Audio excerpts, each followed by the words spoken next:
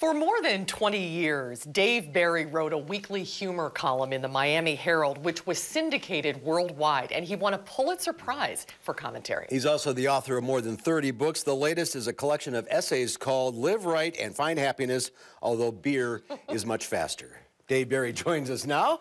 Good to see you, sir. Thank you. Good to be here. This is a collection of essays. Is there a theme to this book? Very loosely, the theme is what makes us happy, what makes us unhappy. For example, an example of something that makes us unhappy is trying to do things ourselves. Do it yourself.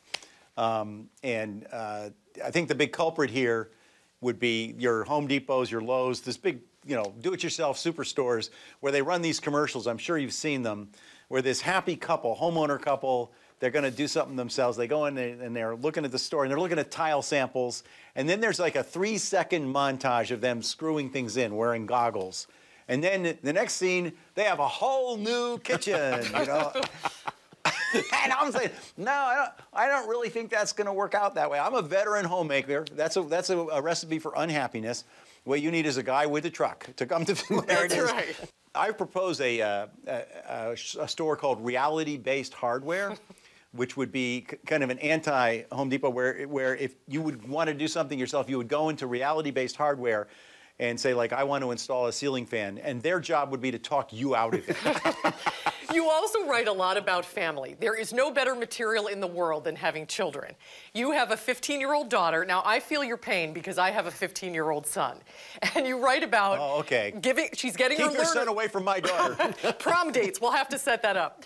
But no. You're going through the learner permit experience with her and sort of listening to her conversations in the car. That was hilarious. It's absolutely terrifying because I live in Miami. I moved there in 1986 from the United States. And it is it's scary enough to have teenagers driving anywhere. Let's be honest, now that we're not teenagers anymore, we know that when we were teenagers, we were idiots. I mean that in the best possible way. I love my daughter, but she and her friends are not really qualified to be in cars on the road.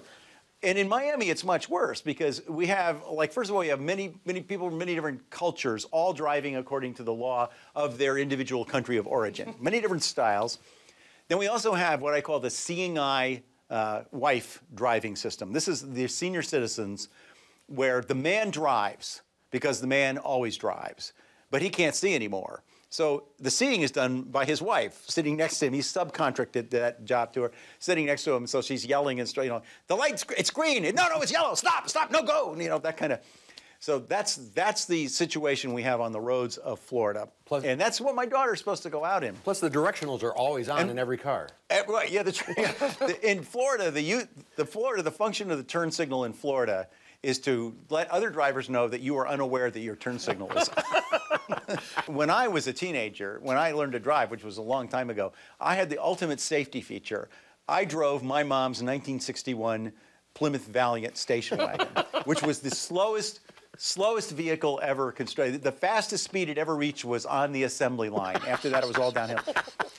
This thing, you could stomp down on the accelerator and it would not start moving for several days. Okay, a mature tree could get out of the way of the plane. So if my daughter could drive that, I'd be fine with it. But that's not. Unfortunately, she has an actual. They have real cars now. Are you a different parent than your parents were with you?